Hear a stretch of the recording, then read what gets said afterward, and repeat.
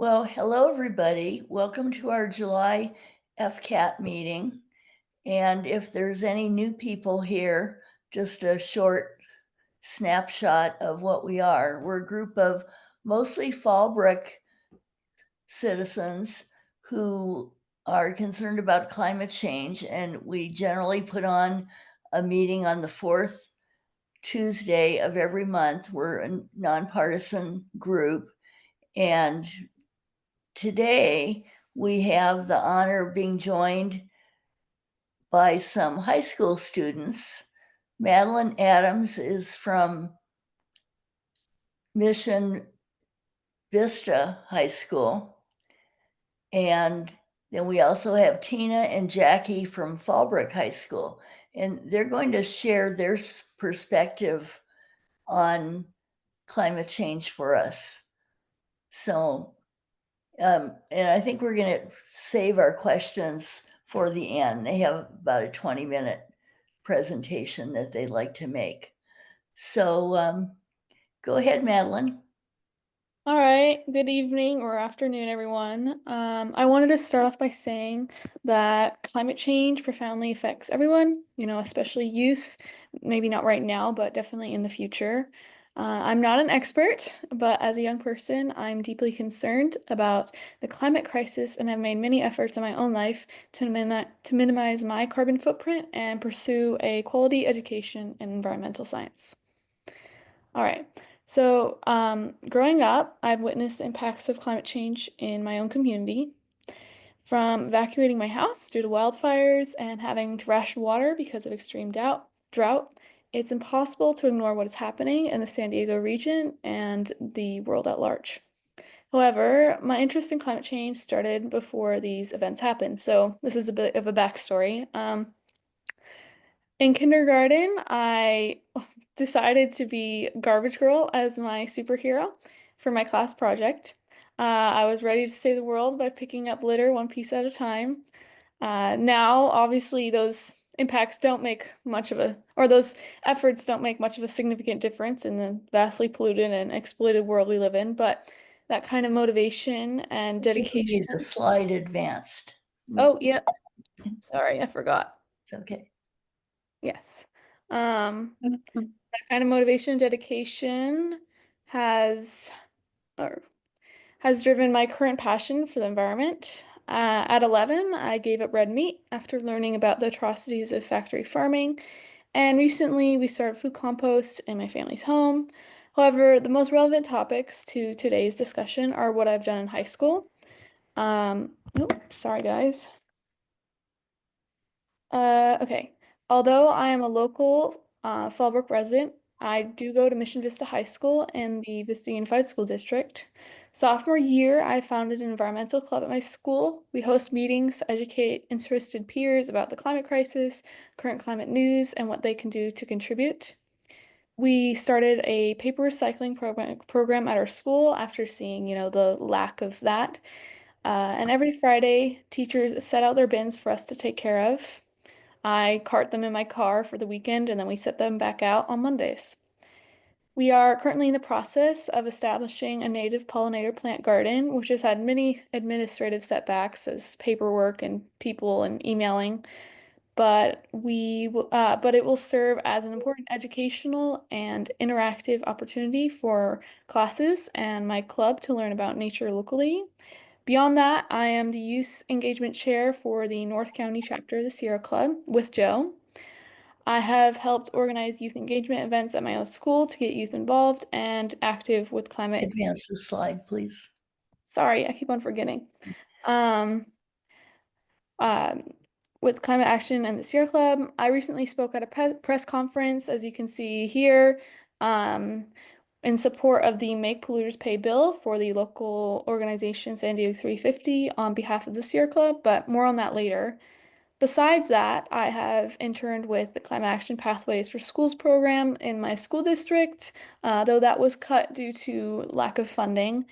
And then I've also interned with the Alta Vista Botanical Gardens and the United Nations Association San Diego chapter, which are all working in some way or another to address the climate crisis. In the future, I want to pursue an environmental science degree at an accredited university. Um, I really work hard at my academics, and my dream is Stanford, but I'm not expecting anything. My I want to have an environmental science career. I'm not entirely sure exactly what path within it I want to pursue. So it could be like, law, hydrology, environmental management, or otherwise. But yeah. And then, okay, so more into the actual speech. While older generations might remember a time before climate change was so evident and prevalent, it's a constant presence for youth. Young people are inheriting a planet facing unprecedented environmental challenges, and the urgency to act is immediate. But with that urgency comes a lot of stress and anxiety, especially with the recent drastic Advance the cut slide. to our nation's environmental agencies and programs. According to CBS, all the countries surveyed, about 62% of youth felt anxious about climate change and 67% experienced fear. While this is a good indicator that many young people do care and feel concerned about the climate crisis, feeling stressed about it doesn't translate into action. However, many have turned their fears into action. One example of this is demonstrated by our local San Diego organization that I spoke of earlier called San Diego 350, which has organized many protests and efforts to address the climate crisis both through government action and local efforts. Many of these endeavors have been Advance the headed slide. by the youth portion of the organization. As I mentioned before, I spoke at a press conference in June in support of the Make Polluters Pay bill. This Polluters Pay Climate Superfund is simple. It's designed to hold fossil fuel companies financially accountable for the environmental damage caused by their emissions. The goal is to dedicate funding for initiatives that address or seek to mitigate the damages of climate change, especially in the more vulnerable communities in our region. The latest that I've heard on it was that the resolution passed through the San Diego City Council Rules Committee and will be heard shortly at the full council. I think it might have been heard, I'm not entirely sure. This bill is an excellent demonstration of the power of youth in fighting for the climate. Without the diligence and work of the youth members of San Diego 350, this bill probably wouldn't have made it past all the obstacles it has, or perhaps wouldn't even be in existence. Just showing, the power and the significance that youth voices hold. Another example is just next door at the Vista Unified School District, where I am from, Next or slide. I go to. I, along with two of my environmental club members, made public comments in support of the electrification resolution before the school district board. We were the only students speaking on this particular issue at the board meeting, and with our help, it passed unanimously. There's a lot of details to this bill that I won't all get into, but a lot of it was actually already being implemented in our environmentally conscious and ahead school district, but we just set more strict timelines and guidelines to the district's climate efforts. So basically, the following lists, so I'm going to just list out an overview of the resolution's contents for the school district. So it basically said that we're going to transition to 100% renewable energy by maximizing on-site solar power generation and utilizing Clean Energy Alliance's Green Impact Program. And Clean Energy Alliance, we became part of this past year, and basically they are just deriving most of their energy from clean energy sources. And then also to the bill, it's the continuing the successful transition to all electric school buses and expanding electric vehicle slash bus charging infrastructure, only keeping a few of the gas buses just in case of emergencies where we have to travel long distances because at right now the electric buses currently cannot support extremely long distances. So we just have to wait for those to be developed. The bill also is going to support developing career technical education with pathways for clean energy jobs. And then electrifying the district's main maintenance vehicles and lawn equipment. So, as you can tell, the school district that I'm part of is very ahead in its climate efforts, and the Climate Action Campaign, which was an instrumental organization in the advocacy of this electrification resolution, will move on to more districts to get resolutions like these passed across San Diego regions and hopefully across California. As students, we have an amplified voice because we are the people that this school district is supposed to be protecting and teaching. We are the future of Vista, and our lives and success reflect on the school district's capabilities. Our voices are a priority, and they must be. And knowing that, our district chose to put us first. So, if we can get even more use from our district and beyond to join us in the fight for the climate, our impact will be much wider. So, here I was thinking that Tina could talk about the Fallbrook's climate efforts, the school districts. So, if Tina, if you want to talk right now, I don't Yes. know. Thank you so much, Madeline. Yeah. Everything she had to say, it was phenomenal. I agree with everything. First, if I could introduce myself a little bit more. So as you may have heard, my name is Tina and I attend Fallbrook High School. As someone who has been involved with scouting and has always loved spending time outdoors, I've always tried to be conscious about my role in sustainability and protecting our environment. And recently taking a course in environmental science, and I've learned so much more about how humans have affected climate change and how it's just been growing and growing. And I, knowing all the information I do now, I'd really like to take a more active role in supporting sustainability efforts.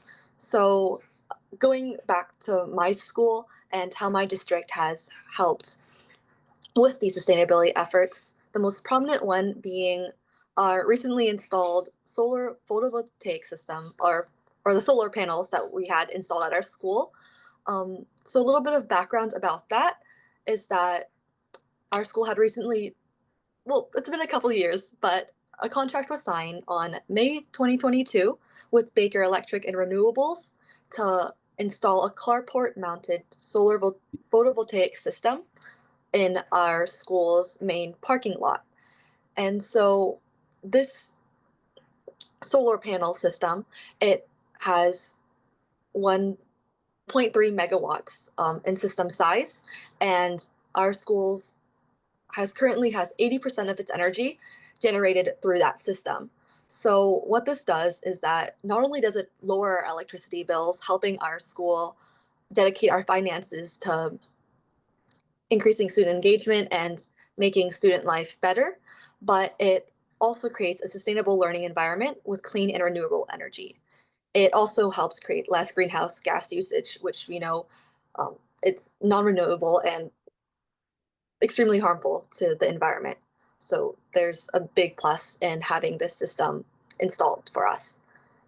So as of right now, the plan is to expand this system and to be bigger and to affect more parts of our school.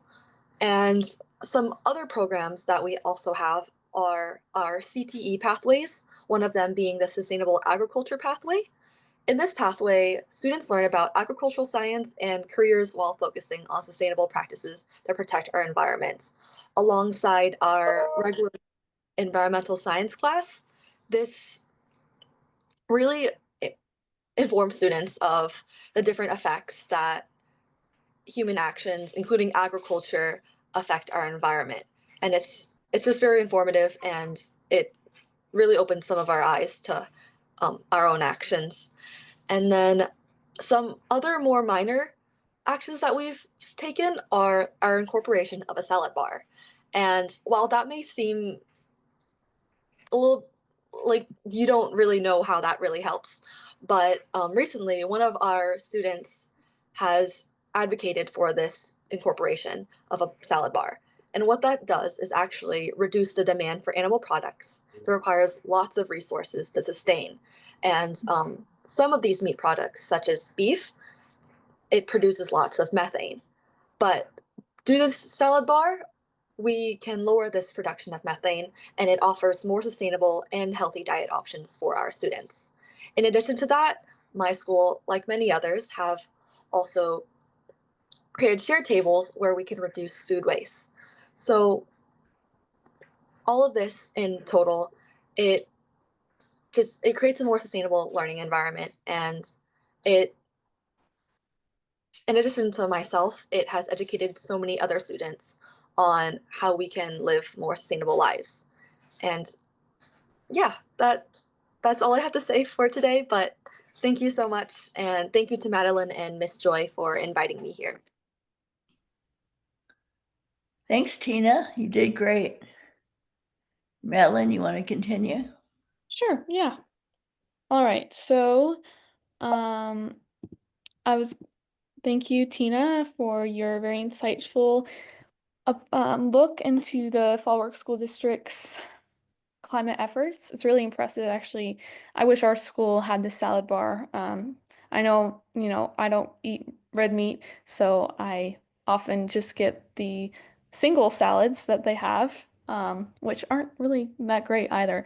So that's really cool. And we should also incorporate share tables. We've have had tried to reduce food waste, but the efforts have kind of failed. So I think we need to amp up what we're doing. All right, so more into my speech. So many more examples of youth climate action exist. One of the most notable names, of course, is Greta Thunberg. She is a great indicator of the power of youth activism and generating change globally. Right now, she's having a lot of traction with her Palestine activism, and her, the Freedom Flotilla, I think. And then there's also other organizations such as Earth Uprising, Future Coalition, Gen Z for Change, Roots and Shoots, Earth's Guardians, Zero Hour, Climate Change or Climate Cardinals, and Re-Earth Initiative. And these are all youth-led climate organizations and all have a very important role in the fight for the climate. So most of them are accessible to join from across the globe and tackle the climate crisis in their own unique ways. They act as shining examples of the potential that youth have to drive climate action.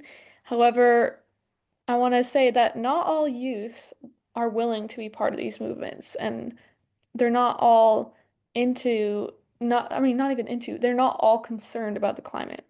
And a lot of these younger people don't partake in climate action for a variety of reasons. Some have been raised in, right-leaning households and were not taught to even believe in climate crisis, or they think it's exaggerated, or they just don't think that it really affects them. Um, Others may view the problem as so overwhelming and, what is the word? Inevitable that it just is impossible to address, so they don't. Perhaps some think that, other people are fighting, so why should they? Why do they need to do anything if other people are already doing it? And, others just don't care. While for all too many of these people, it is very difficult, if not impossible, to convince them of the importance of participating in climate action, brick walls. Through education and discussion, it can be done. Even I know there's been cases of convincing even the most stubborn that they can do stuff to actually make a difference. And that is part of the reason I created my environmental club at my school so that I can bring more climate education to the campus and to influence others to partake in climate action efforts. If we could convince more youth that their voice matters, it would make a huge difference because youth have such an important role in advocating for the environment. And people often take their voices more into account. And so, one of the most important issues regarding youth and climate change is youth political engagement. So, most youth voters tend to swing more progressively.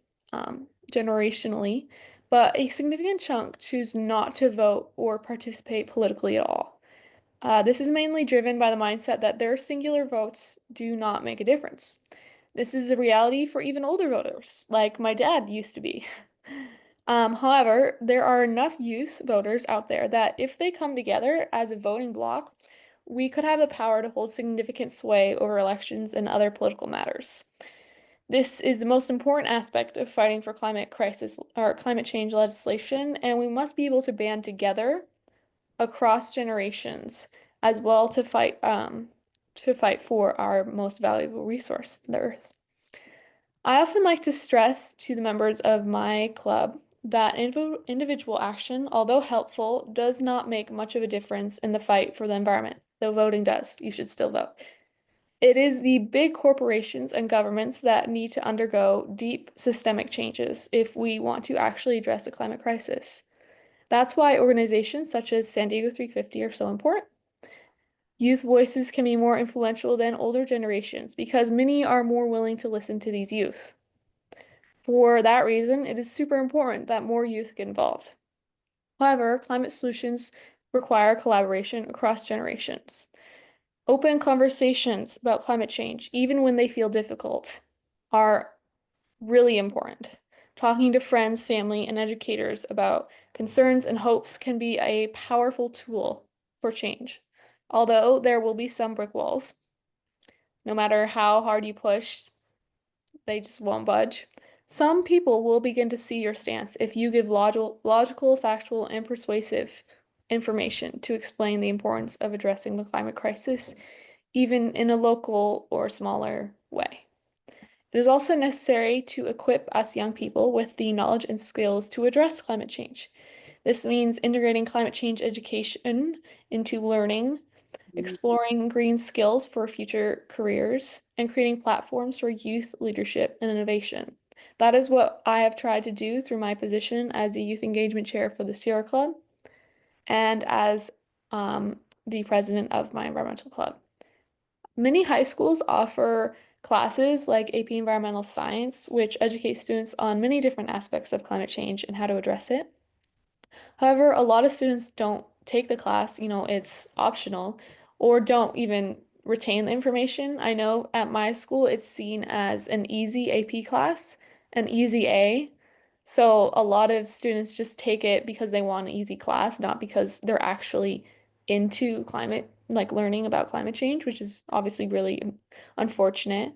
Um, and then there is some of climate knowledge squished into other classes like biology, but not much in my experience. I believe that we need to ramp up our climate education efforts across the nation, especially as the climate crisis intensifies. All right, so finally, decision makers need to listen to the voices of young people, incorporate recommendations into climate policies, and prioritize investments for a sustainable future. We are going to be affected by the actions of greedy monopolistic corporations such as Big Oil a whole lot more than the older generations are today. So it is, of course, we are already feeling the effects, but these effects will only intensify as time goes on. So it's really important that people pay attention and address youth concerns regarding the climate. People that can actually make changes need to do so before time runs out. So these stakes are really high, but young people, for the most part, are ready to lead and contribute to building a more sustainable and just world. Working together to create a planet where every generation has the opportunity to flourish is essential. And yeah, what do you guys all think? And I'm excited for the questions. Thank you guys. Yay, thank you. Thank you, Madeleine and Tina. That was great. Marcia, did you have a question or a comment? I wanted to know more about SD 350. I had not heard of it. I should have, but I haven't. Can you just say a little bit more about that? Yeah, I'm probably not as informed as I should be, but they are a local climate organization. They are not all youth. They have they have youth sections. I know this girl named Emma. She is a big leader in the efforts. Their main thing right now is their Polluters Pay Super Fund. They have a lot of volunteer opportunities, and they do advocacy, and they take to they have many different teams, like the legislation team. They have an environmental club team. Mm, Yeah. good, okay. And what's your network of support? Oh, my network, my Well, personal. your mission, your organization, your partners, your collaborators. Oh, well, I mean, when I think of network of support, I just think of like my family. But I mean, I am with the Sierra Club with Okay. Joe. Yeah. I'm with my school. I have many of my teachers supporting me. I have my mom. I have a lot of my friends who are into similar um, things. I have UNA, San Diego. I have, that's all I can think of. Okay. Because a network of connections is really a multiplier, you know what I mean? Yeah. Yeah. So you want to look at where you can connect and Yeah. continue to build on that. You said across generations, that's where to go, yes. But how about some of the other youth organizations and youth-led political campaigns and activities? Are you connected to any of them? Um, Voters of Tomorrow, The Leaders We Deserve, groups no, like that? I'm not personally connected with those. Well, I don't mean you personally, because you personally are representing a mission and some organizing, etc. Not you personally, but your mission, your group, at least if it's a loose group. Yeah, I mean, I guess we're all connected. Um, I'm a little confused with what you're Okay. asking, but I'm wondering if you know about Voters of Tomorrow, if you I've heard follow about them, The but Leaders We Deserve, any of those groups. most of them I've not heard of. I have heard of Voters of Tomorrow. Okay. Maybe stop sharing your screen if you Oh, can. yeah. That way we can see more of the people. Anybody else have a question? Joe, you've got your hand up. Yeah, I've got several comments and questions. First of all, thank you to both of our speakers. You were wonderful. I really appreciate hearing what you had to say. A side comment, 350 was founded by Bill McKibben some Oh, decades ago, yeah. and the idea was that we should not exceed 350 parts per million of CO2 in the atmosphere in order to have a safe habitat on the planet. And right now we are at 430. But nonetheless, 350 is nationwide in scope, and Mhm. we have a wonderful, very active chapter in San Diego, including the youth group that Madeleine pointed to. I want to invite you to consider another possibility for a fun project, if you all think of one. Um, the There's another organization that I'm part of is called the Wellbeing Economy Alliance.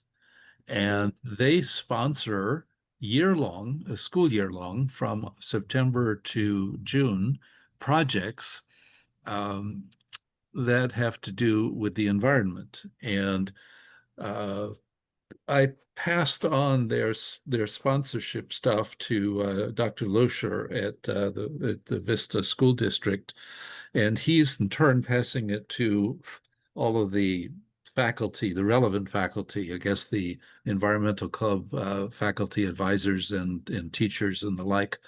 And if a group of you all decide to get together to work on a project, can be any kind of environmental project.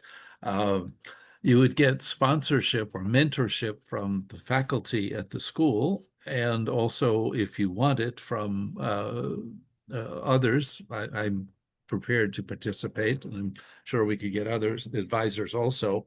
And you could take on a year-long project, and the projects that do well will meet for a conference at the end of the school year and share what they have done.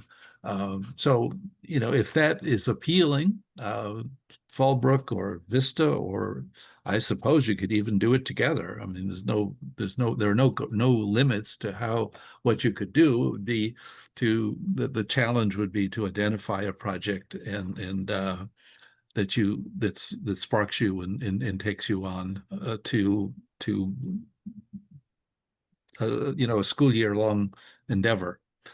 So if something sparks you, by all means, let us know, and let Dr. Loescher know, and I'm sure that we could get sponsorship to support you.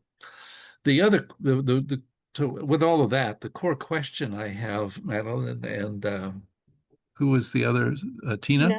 Madeleine, Tina? Yeah, thank you. Is um, what what support would you like from us? What can we do that would support you and your classmates in what you view as the most effective way, or some possible ways anyway? Uh, how can we help you take the leadership role on this? May I ask if that's in relation to Vista to Fallbrook, or as in the older generations towards the youth, or in general? It's specifically, I mean, I am personally deeply involved with multiple climate and environmental organizations. I know that Joy is also, and so forth. So how about the people that are on this call, or our contacts and friends? What can we do to support you in terms of local action that we could take together? Uh, if you could wave a magic wand and say, we'd love to have support with this, whatever it is, in Fallbrook or Vista or San Diego County, things that we could tackle together. What would be most helpful to you, do you think? And if you don't have the answer now, I invite you to talk with your classmates and come back with with some topics later. I know that we individually and collectively would love to support you in building your knowledge and experience and doing useful things in our community for the environment. There's much to do.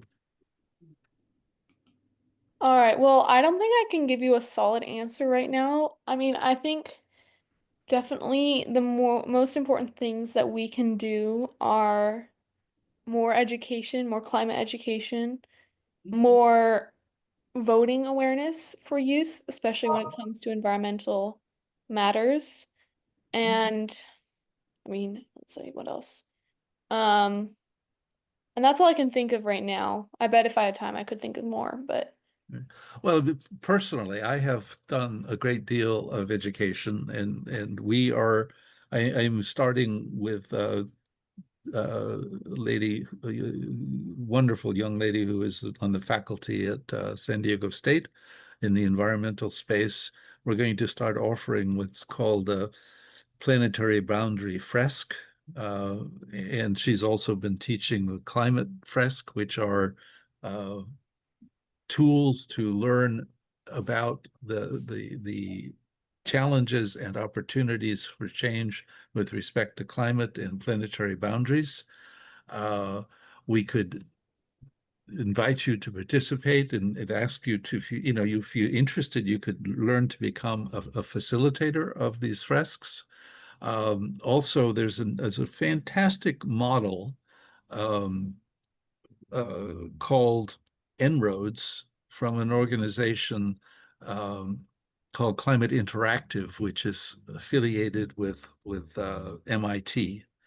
And this model is is a tool to learn about what impacts various interventions can make in climate or not. And we could bring the model to your school, to your club. Again, if we did that and you get excited and interested, we could you can we'd be happy to facilitate your learning how to use it yourself. And just to I'm gonna ask. give you an idea, just one more sentence here. That model has been used by the US and China in climate negotiations. I mean, Wow. it's really a powerful tool and very insightful. So the things I'm talking about are truly meaningful, things that you would benefit from knowing about and how to use, even I'm teach. going to ask Tina if she has a response, and then ask Cynthia, because she had a question also. Thank you. Thank you. Yes. So hearing what Madeline had to say, I definitely agree.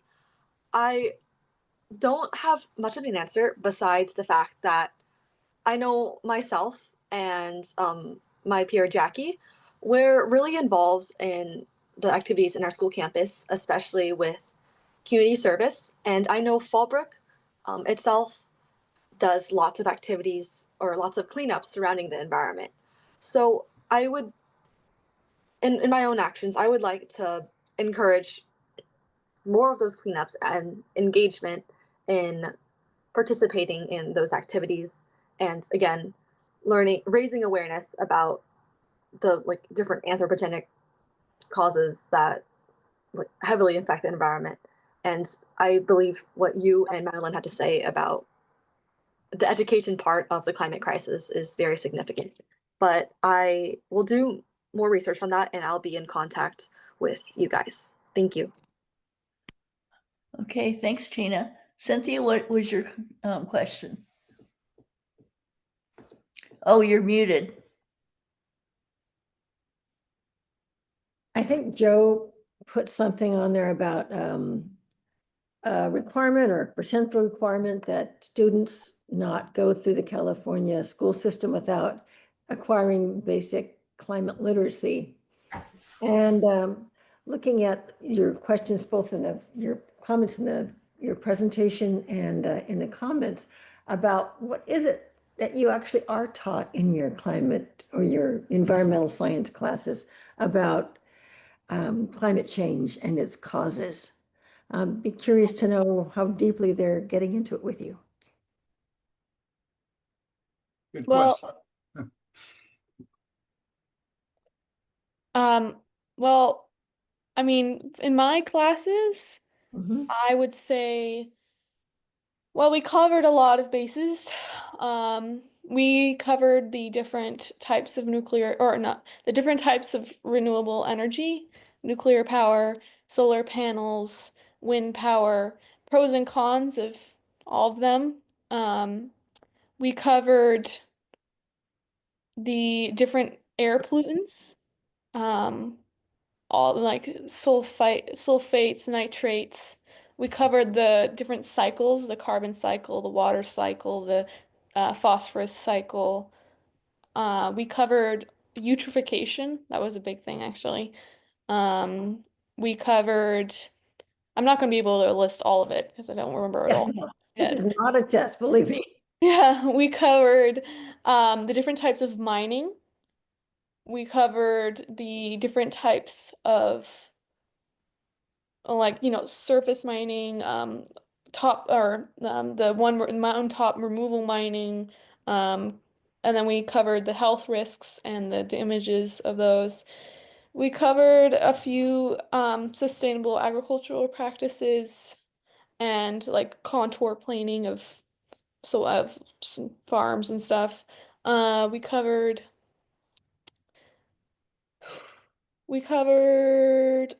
like the more personal like electric vehicles, passive versus active solar or energy house energy minimization. Um we covered We covered how you could like purify your car, like how to minimize the car, like the scrubbers and the different nozzles for the gas and the yeah, earth science. I see, Mike. We covered, sorry if you can hear the car in the background. People are racing on my road. Mm. Um, we covered the different types of fishing. And then the big nets, really bad for the environment. Also the types of the aquaculture. We covered, let's see, what else? That's quite a list already. We Can I ask you, are they teaching you about the relationship between CO2 and other gases and temperature? And, Yes. and about why the CO2 is so high right now? Yeah, I mean, yeah. Are they Yes. telling you, are they associating it with the actions of humans? Yes. Okay, I was wondering if maybe that was too political and they were leaving it out. Well, I mean, I did the class in the fall, Mhm. so maybe it's changed, but I Right. don't think, at least not yet, I don't think they've changed the curriculum based on the political climate. Tina, do you have a response to that? All of that? Yes. So I've in my own class I've covered similar, most likely the same subjects, but I guess in addition to that, we learned about the different processes of the ecosystem with biodiversity and like processes like ammonification, all like the basic stuff, like the rain cycle. And then after that, because it's a lot of units, like Madeline said, but alongside the ecosystem, we learned about the different greenhouse gases that human activity produces and how that's, or besides just greenhouse gases, but the different human activities, anthropogenic activities that have heavily impacted our environment. And we've also learned about, sorry, I'm trying to like remember everything because yeah, That's okay. it's You quite a just bit. used the word anthropogenic and it made my heart beat really. Yeah, yes. It was one of the like I mean, there was so much vocabulary that I learned from the class that I've never even heard of. And it was really insightful actually. But sorry, there are things going through my mind, but in addition to that, we also learned about or there was a heavy focus on the different agricultural practices that are a little bit more harmful and how there are different practices that we can replace to minimize the impacts that we have in our environment. And we talked a little bit, I believe, about the different international policies that we have to, um, or agreements that we have to reduce the climate crisis or minimize its impacts, such as the Protocol and like the Montreal Protocol. And those are some of the more distinguishing things that I remember from that class. But once again, there's just so much information. And although I'm not sure if all my peers felt the same way, but I would say that compared to what I know now, I had minimal knowledge of environmental science. And learning as much as I did, I grew a lot more conscious about my own actions, and I I would like my peers to um, also learn or also grow a better understanding of this. So I think it's really important to have youth involved in this advocacy. Sorry. I want to ask, thank you. I want to ask Youssef about the link that or the comment that he put in the chat.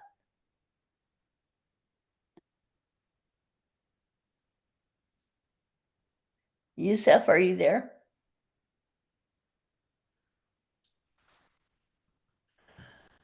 Well, I'll just point it out to you.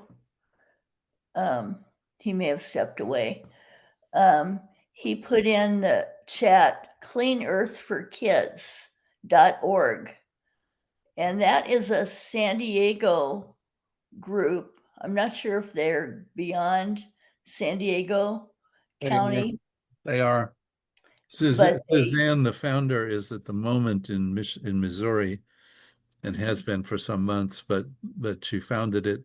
She was a teacher at Oceanside School District, I believe. Mhm. I know Yusef has spoken before that group before, and FCAT has also had them come to our meeting to talk about what they do. Yeah. So they're another youth-oriented group. They're very deeply involved in pollutants and pesticides and in removing them and so forth. One of the initiatives that's relevant to Vista right now, where Vista School District is rebuilding Bobbier Elementary School, and they have a plan their construction plan is to put artificial turf in the sports fields at the school. And artificial turf is toxic in heating, too hot, making the field too hot to play on, and many other issues. And one of the kinds of things that Clean Earth for Kids would argue against is using artificial turf at our schools for many reasons. The students that are part of this group are in grade 5 through university, have written gosh, I guess it's a 40 or so 50-page paper on the harms of artificial turf. And where at the time that the school district gets the specs for artificial turf, we're going to mount a campaign to oppose it at the Bobbier Elementary School.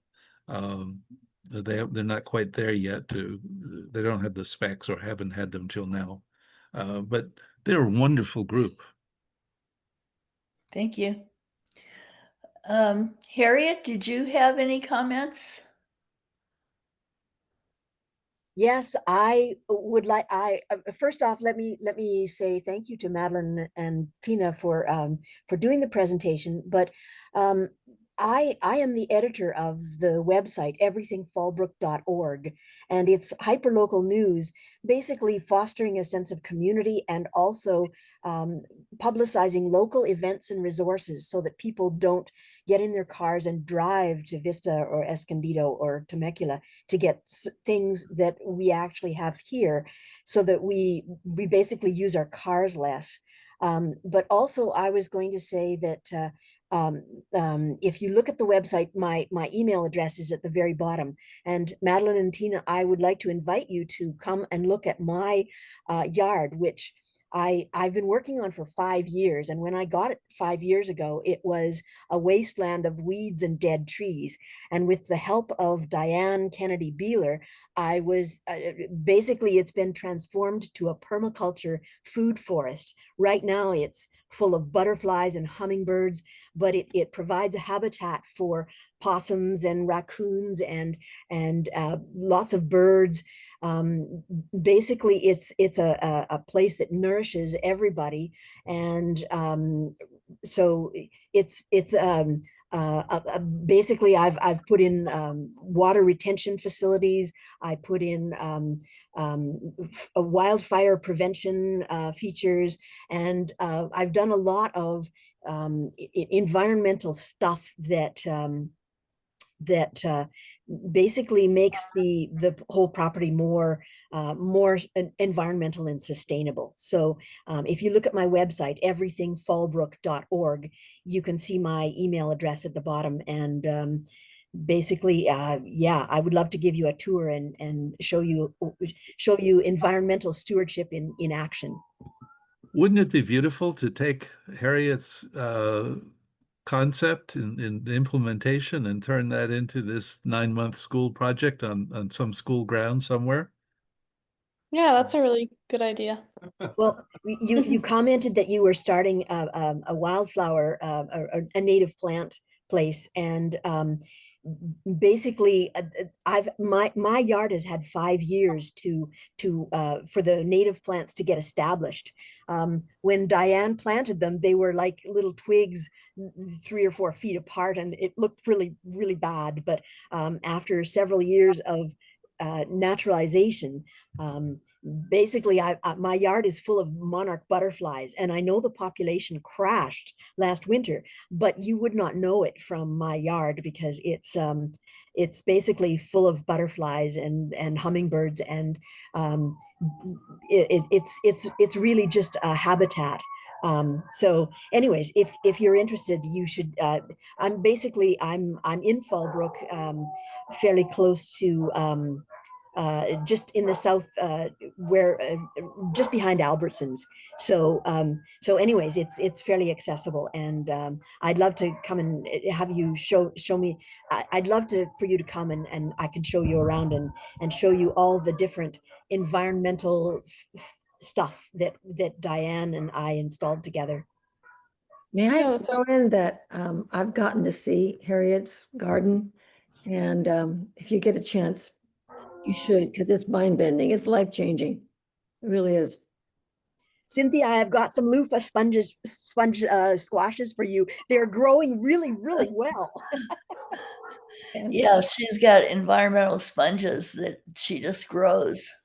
Yeah, we're almost out of time. I would like to speak if you could. Yes, squeeze go me ahead, in. Mike. Right now? Yeah, go ahead. Okay. Both of you, Madeleine and Tina, spoke of a climate crisis. You call it a climate crisis. And so I wonder if you know that we need to achieve large reductions in our emissions by 2030. yes. And that's why it is a crisis, because that's so soon. Now, did you know that the state of California has a plan which has a set of specific mitigation measures that if we take those measures, California will do its part to achieve that 2035 reduction.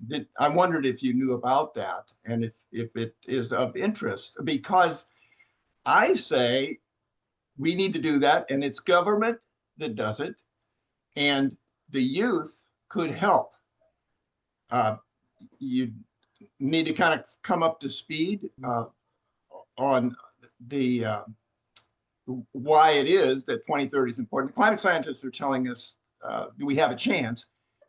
And I wondered if you were familiar in your class, especially you, Tina, if you saw the Keeling curve. That's kind of the way to start. And then the NOAA plots, of course, 800,000 years of CO2 and temperature anomaly. And then zeroing in, so you can tell there's no question, is the our emissions. In the 1850s, we started burning fossil fuel. We caused that huge spike, enormous spike, which is so dangerous. So I wonder if you had any comments on that. Thanks. Yeah. Well, I mean, I don't think I I know of California's climate action plan. I don't know of a lot of the specifics. It's a CARB scoping plan. That's California Air Resources Board. Mm. And I could give it to you because, I do a presentation on that, and I think we're going to have you come back maybe in October if you're available then, and we can really go through that. I'd love to do that. I Okay. hope Madeleine and Tina can be there. Thank you. Okay, great. Thanks. Tina, did you have any comment about it? Not necessarily. I Okay. am aware of our crisis, but I did not know about California's own action plan. And thank you for bringing it up. I will do more research on it. You won't hear that from anybody else. It's a big secret. Joe never mentions it. Joy doesn't mention it. Nobody mentions it, but it is an actual plan. And I've kind of worked on that myself. I'm a retired satellite systems engineer, and I know they're in the ballpark. It's real. They actually have the mitigation measures, and it says that pricing is essential. Pricing, and that's pricing of parking, pricing of using the roads. Because as you probably know, cars are by far the biggest category, and 2030 is so soon. It's a big problem to have to reduce driving. So anyway, I think that's So, yeah, we're going to talk. the We'd focus. like to talk more about We that in shouldn't keep it a October. secret that California is a big deal. You know, it's a big economy, and other economies could follow. And so the fact we have a plan is pretty. It's very positive, actually, and the data is frightening, and the data would show there's no chance, but actually we do have a chance, and we could do it. But we have to get our city council. We have to get the Fallbrook City Council, the Oceanside, where I live. Fallbrook doesn't have a city council. We're part of the county. But I'd like to see if anybody else has any comments before we wrap it up. Carla, did you? Oh, Dale, go ahead. Yeah, I just like to compliment Madeleine and Tina on their presentation. Great. But they make me feel real bad because it makes me feel what a how should I say, a undereducated person I was in high school. You're really, really knowledgeable, and it's just such a wonderful thing. You're just taking the right path. I have my son and daughter-in-law are PhDs in climate science, and they're in the midst of government upheaval and so forth. And environmental science is a little bit of a risky business right now, but I think that it's something to continue to be pursued because there's no way that we can get around in the future of having solid climate science and a solid plan for mitigation, or at least a cure for our climate science, or for our climate emergency. Let me just ask you, what role do you think a certain amount of militancy has in your program? I see that you do some demonstrations and things of this nature. How much have you done in this? Because sometimes you can get a little bit of press that helps out a little bit.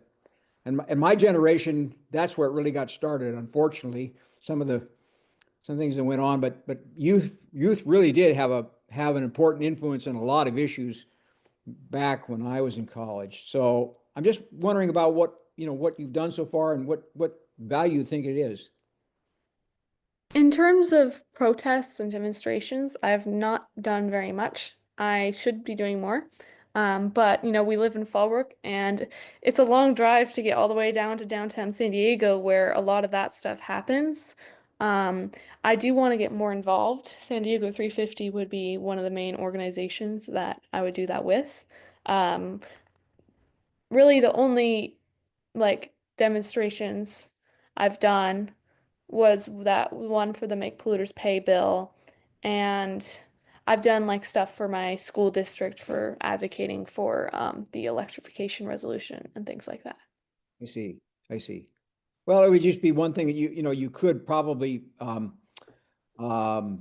participate with other organizations that that do protest, or at least make their feelings known in a social and political sense.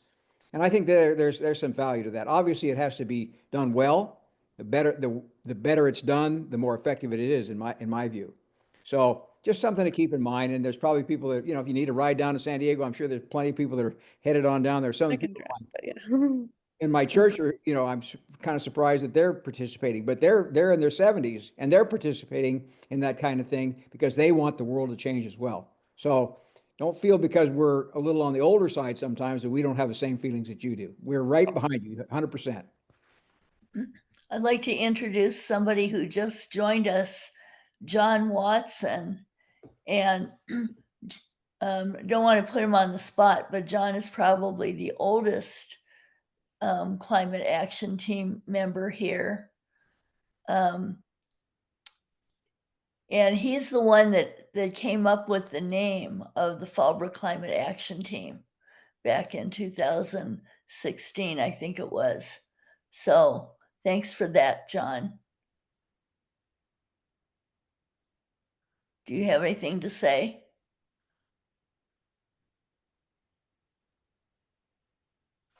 You can unmute if you want to say anything. Go. Okay. There it is. Okay. Yes, thank you for that uh, revelation. Yes, it was back a ways, and I probably am the oldest. I'll be 92 in September. Wow. Thanks. Thanks, John. Thanks for naming us. And I guess it's 7:30, so Can I just ask at the very end, Madeline, I really appreciated what you presented to us initially. Is it also in print? I know you're recording it, but is there a way that we could have a print copy? Well, I did make my speech on a doc if you want that sent to you. Yeah, maybe we could have a link to it. All right, okay, I'll put it in the chat when I can. or I could just forward it to you, Marcia. Oh, yeah. Madeline can send it to me and then I can forward Yeah, it to you. good. Okay, thanks. Well, Joy, I think you do have access. I gave you access. But I'll forward it to you too. Yeah, you can forward it. I've got Marcia's email address. Well, thank you to Madeline and thank you to One second. Tina. Marcia, by the way, I sent you a link to SD3. Yeah, I just got that. Thanks a lot. Right. Go ahead, Joy. So yeah, just thanks for the presentation and for everybody's good question. And Cynthia, why don't you just tell us what next month's meeting's going to be about? Oh, I hadn't even given that a thought. I believe we will be hearing from, gosh, Green Kitchen? yes, thank you. It is the Green Kitchen who will talk about the way they are taking in food that would otherwise be wasted and using absolutely all of it. It'll give us some ideas for how we can do the same at home. You're upside down in the picture, closing the picture off. Thanks, Cynthia. And then we should be having in September, a program from the Fallbrook Growers Association, or actually the California Avocado Growers Association. And the president of that is in Fallbrook, and he wants to talk to us about the challenge of climate change and growing avocados. And then maybe in October, we'll be able to get Mike to talk to us about the carbon scoping plan. And we'll have some more information next month also about the Make Polluters Pay bill, which is in the state legislature. Hopefully we'll have some more info on that. So good night, everybody. Thank you. Night. Good Thank night. you all. Madeline. Thank you. Tonight, Good night. thank you so much. Thank you all. Thank you.